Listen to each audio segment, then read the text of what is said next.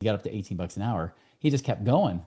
And then eventually his boss, a promotion came up and his boss gave it to him because he was constantly trying to be a value creator. He's, as the movie The Forge says, he was a fountain, not a drain, right?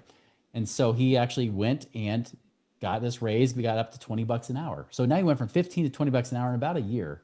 He stayed in that position for 10 months before he had his annual review. And they said, hey, listen, we're thinking about giving you a raise. It'll be like $2 an hour. He's like, nope, I don't accept it. He's like, I did this and this and this. I worked extra hours. I did this and this and this and this and this. They're like, fine, yes, we can't lose you. What do you want? He's like, I want 25 bucks an hour.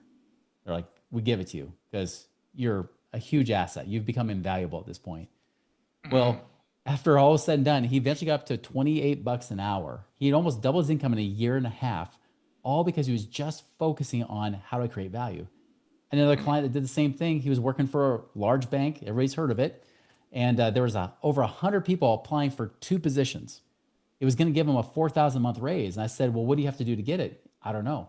Ask them. He did. And he says, well, they told me to sell X, Y, and Z more, and then they'll consider it. So he did. I say, for 3 weeks, I don't care if you stay an extra hour a day, do it. He did it. Eventually got him the promotion. He got the raise. And they called him in. They said, you know why we gave it to you?